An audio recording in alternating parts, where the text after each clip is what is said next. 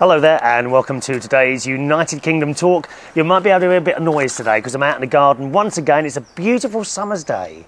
Yes, at last the mornings are no longer cold and nasty and icy. I think it's time, gardeners. I'm gonna stick my neck out here. I'm sticking my neck out. I am sticking my neck out. I think, gardeners, it's time to put your seedlings into the garden, and I don't think there's going to be much more frost. However, don't quote me on that. We can't have anyone, claiming things from it. Dear me, I can't afford to pay out claims, dear. I'm also surrounded today by little fairies that appear to be floating down, which are, of course, they look very, very pretty, but they are, of course, weeds. Weeds with seeds in. And I was following one of these down the other day, actually, and the little furry bit is the kind of thing that makes the thing float. And below it, just like a parachute, hangs a little seed full of another weed from my garden to be plucked up at some point. It's most annoying, dear. Now, I have been on eBay, boys and girls, and I have bought two items. One for myself, this pair.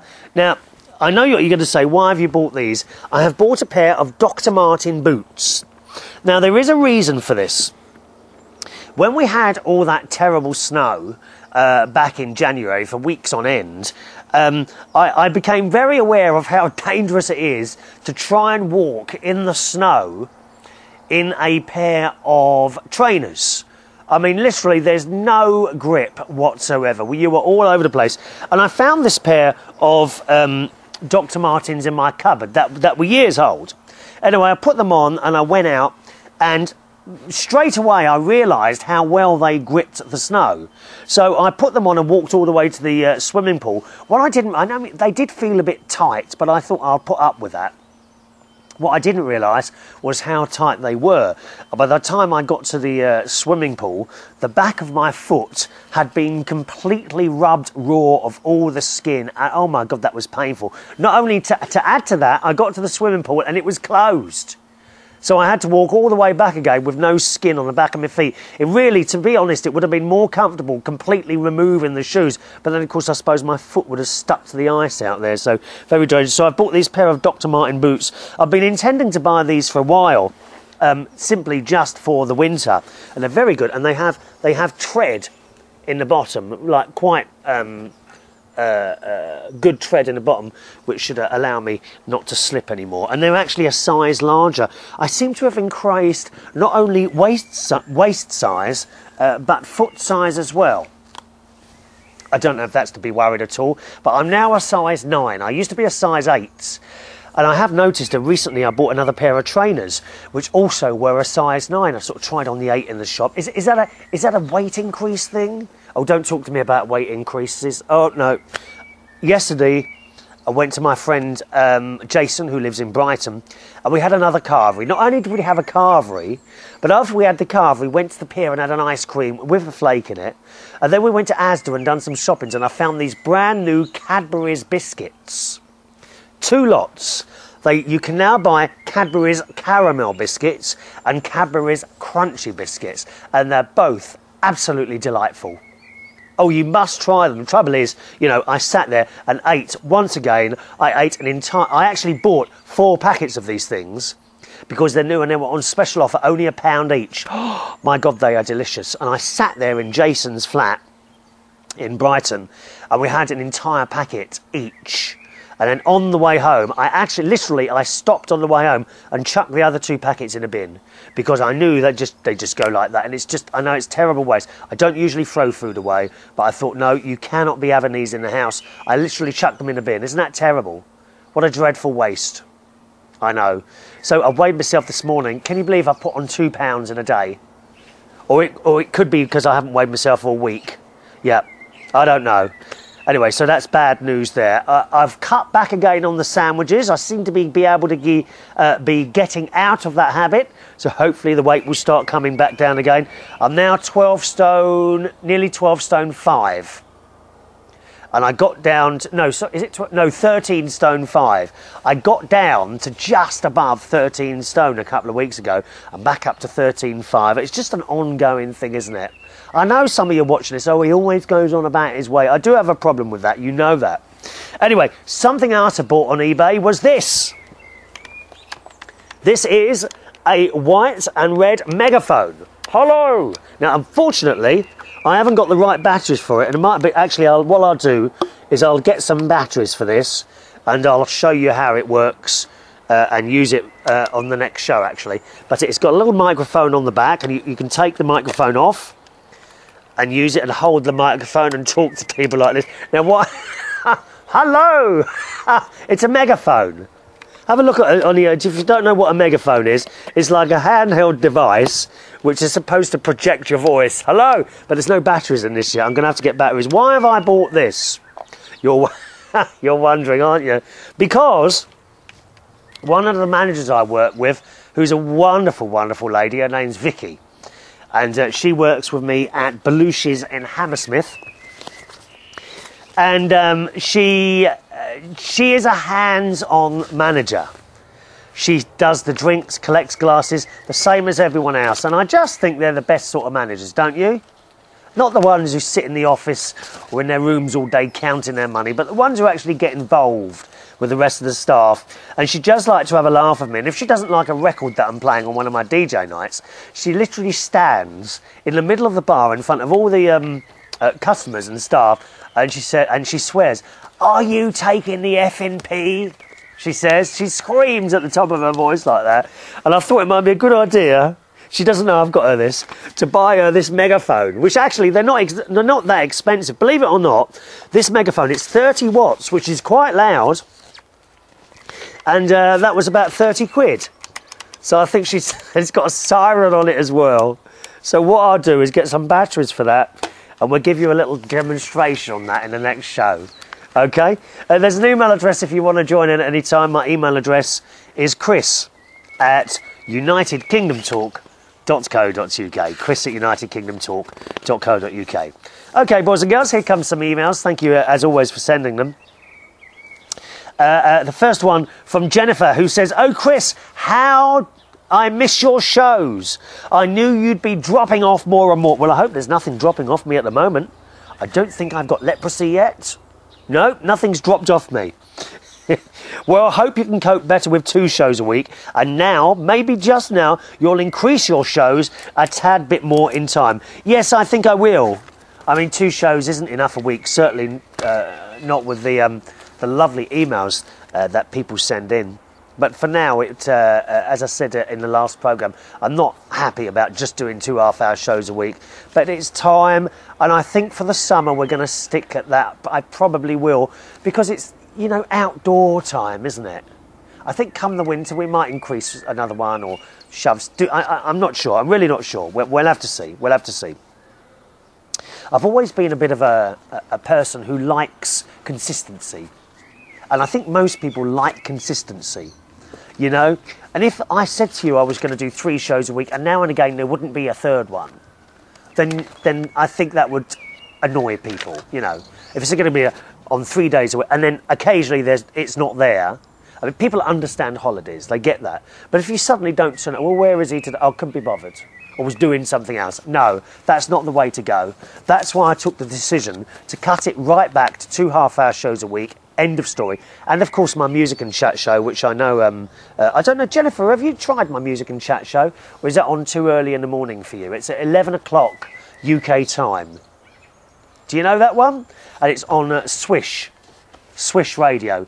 If you go to heartheswish.com, all right, click the Swish link, and then click the Listen Live link. You can listen every morning between 11 a.m. and 12 o'clock in the afternoon UK time, all right? It's a bit like this show, but with music.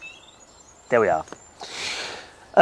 Ashley was discussing about her ancestry. I think it's very exciting and interesting being a distant relative of royalty. I myself am related to some very famous people in America. I would like to maybe one day research relatives linked back to England and Germany. As far as I know, I'm relating to 3 US presidents: John Adams, John Quincy Adams, and Coolidge. Now, do you know, I've never heard of those presidents. Are they very, very long time ago? Now let me see, I know that idiot Bush, I know the wonderful Obama, I knew the wonderful, oh, what was his name? That one who got caught with the stains. Clinton. We liked Clinton. We liked Clinton a lot. I knew Ronald Reagan. I knew... What's the Watergate affair? Oh, Nixon. I knew Nixon. I know the other Bush. Kennedy. Was there one Kennedy? Yeah, I know those. I don't know those three that you mentioned. All through marriages, however, I am proud to know that my daughter Dallas... Oh, sorry, I beg your pardon. No, I've mixed up the sentences there. Let me do that bit again. As far as I know, I'm related to three US presidents, John Adams, John Quincy Adams and Coolidge, all through marriages, however. I am very proud to know that. Yes, I should think you are, my love. Related to presidents. I'd like to meet Obama. I like Obama. I'd like to meet him. My daughter, Dallas, was very excited to learn that as well, and was an awesome key point when doing a project in her history class, when she told the teacher and class I was very fortunate to have my grandmother up until about 4 years ago when she passed to be with God. She kept amazing detail of her genealogy. You ought to have done it for yourself. You might be related to someone famous. What do you mean, might be related to someone famous, dear? I am famous. International celebrity, dear. I am famous. God's sake. Some of the emails, dear. Then you could title yourself not only with international celebrity, but tie him with a famous relation, unless you're related to Stalin or Hitler. Oh God, that would be awful. Yes, I think you're right there. She says, anyway, cheerio. Have a wonderful rest of whatever time of the day you have. Thank you, Jennifer. I don't know if I'm related to any of these people. I really don't. Did we do the email from lovely Dallas? Yes, I think we did the email to Dallas. There's another one here from Jen who says, a quick question, Chris. Dallas would like to know how your plant is doing, the corn, the one Katie sat on. Did it grow back correctly? Oh, yes. Let me just have a... I'm going to go over there and have a quick look, actually, because I haven't checked that. Do you want to see my corn? I don't know if we can do this, actually. Obviously, if you're listening, you can't see it, dears, but there we are. 1 minute. Oh, hang on, what have I done wrong now? There we are, that's right. Just a second now. We'll see if we can pop over there. Oh, I'm going to have to move. Oh, this is a bad mistake. This is all your fault, Dallas. Right, corn plants. I have a little area, there we are, dedicated in my garden to corn plants. I dug up a bit of lawn a couple of weeks ago, and indeed, well, the leaves are broken. I've got 1, 2, 3. The corn plants are actually on the left-hand side. 1, 2, 3, 4, 5. There are 6. 3 of which look quite good. The other 3 I'm not sure about. There's also little pots in between. Now, the reason there's pots in between is because the cat keeps doing wheeze on them, which is rather annoying. I've got seedlings in the front and my tomato plants in grow bags. So, I don't know. It's a case, I think, a lot of the time when something goes wrong with a plant, or perhaps you think a plant has died or something like that, and it's always a good idea, literally, to leave it alone and see what happens. You know? Rather than quickly dig them all up and chuck them away, just leave them and see if they come back up again. Usually they do. So in answer to your question, I'm not sure if that's going to be all right or not. I shall know in a month's time or so. We'll see if it picks up at all. All right, Dallas? How much taller has it gotten, or is it just bent over and dead? Well, it's bent over, but it's not dead. It's still green. So we have to see. We have to see. Jennifer also grows tomato plants. She says, funny thing happened to me. I tried growing little tomato plants outside, and as they were beginning to get to a nice size, the chickens found them and totally ate them. What, the entire plant? Greedy old chickens. Oh, it's not like you've got a cat to protect them. The cat sits with the chickens, doesn't it? So now I have to figure out a way to grow my tomatoes in a safe place. Would it be cruel to cage tomatoes? Well, I think it might be. You know I'm not one for cages and animals. I don't like that. She says they aren't animals and they don't have feelings, do they? Will it dement their growing abilities? Well, it may well be. Why don't you test that? Well, I say test it. You see, that could be cruel to it could be even crueler to cage one tomato plant and not have the others in cages. That would be very cruel. That would be because the tomato plant in the cage would know there is something else outside the cage. And why isn't it able to crawl out the cage? Very, very cruel. I remember you mentioning about your childhood when you sledged down the hill and always had to avoid a certain tree. Yes. Yeah, there was a certain tree down this. I think we only went there once. And I just, for some reason, remember that day distinctively, sledging down that hill with my sister and my mum and dad at the other end. For some reason, I thought my dad would be able to catch the sledge, which of course he wouldn't do, hurtling down with that ice. I remember growing up, she says, that I used to snow ski every winter in Colorado. It was pretty fun, but very cold. I hate the cold. Yeah, you and me too, darling. I hate the cold. You know about my new electric blanket, don't you? Oh, yes. I've got an electric blanket which will be coming off the bed soon. I think we've now warmed up considerably over the last week. And it's not going to be that cold that I need the electric. We can't be using electricity unnecessarily. It's a sin in the face of God. It was pretty fun but cold, and I hate the cold. I used to love going through the trails in the trees on the side of the slopes. I found this one trail that had a huge dip, and it would hurtle you into the air a foot or two, and then more additional little bumps and turns through the trees. It was so fun the first time that I decided to go and have another round of it. The second time was not so fun. I pulled a sonny bono. What's a sonny bono? Oh, I don't know what that is. I went down in that dip and shot straight up right into a tree. Ooh, I hit it dead on face and chest, arms and legs on the side of it. Oof. Oh, that must have hurt. I fell back into the dip and the tree dumped its load of snow on its branches all over me. I must admit, it wasn't funny, but then looking back at what that must have looked like would have been hilarious. Well, it's a shame we didn't have video cameras then, did we? We had Cine 8 cameras. Do you remember those? Cine 8, I had a Super 8 camera that I went to America with, actually. I took 4 rolls of film and then it stopped working. And these rolls of film, they were like that when they were about, I don't know, about 6 to 8 inches across, I suppose. About 6 inches across, weren't they? Little rolls of film, and they only lasted 2 minutes. And then you'd have to have the things developed and all that. But it worked quite well. I've got a projector as well that's in the shed. I've got an old projector in there. She says, I ended up breaking a ski and tearing the cartilage in my left knee. I had surgery on it not too long after they removed all the loose cartilage.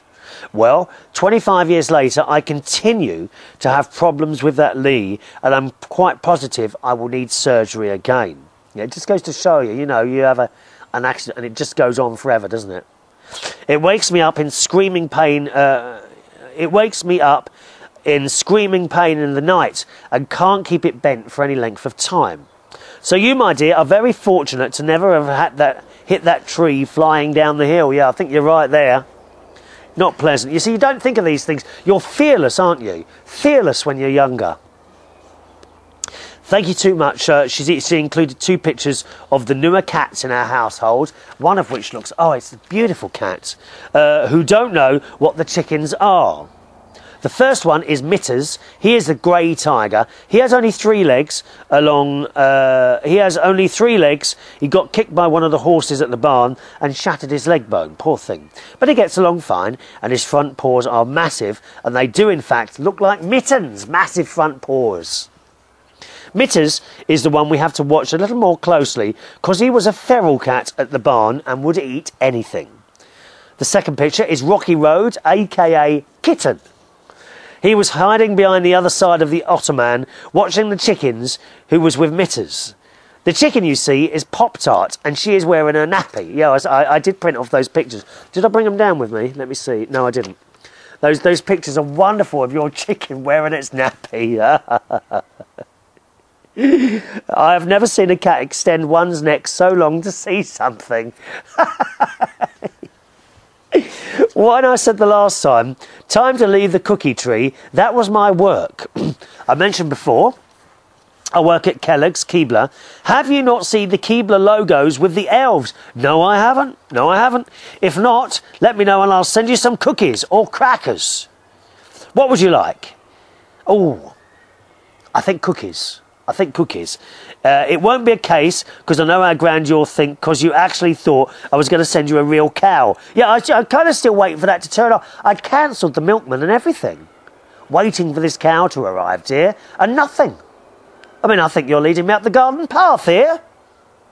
Honestly, Jenny. She said, how would that be possible? Well, I don't know. I don't know these things. Don't you put them on a boat? Don't suppose you'd get a cow on a plane, would you? Can you imagine the mess? And the smell? Oh, dear. I wonder if we can get nappies for cows. That'd be quite a useful thing, wouldn't it? She says, and Katie probably wouldn't like the cow that much, well, unless she has learned to suck on an udder and get some milk. Oh, Jennifer, you are funny, darling. Thank you. I'm still waiting for my cow to arrive, dear. Do they need... I mean, is my garden big enough for a cow? That's the question. I don't think it is. Don't think it is. Thank you, by the way, to the people at Global Radio who sent me a very, very nice email, because we're not on... we've stopped supplying the programmes to a couple of the internet radio shows. We're just on podcast only now, and of course on YouTube, Current TV and Blip. So I got a very, very nice letter from the people at Global Radio who say if I want to go back there at any time, then there's a space for me. How nice is that when people write that sort of thing? So thank you to that, especially Richard. Okay. Hello to Millie Turner, who says, hi Chris, first of all, thank you for what, will you ask? Well, two things.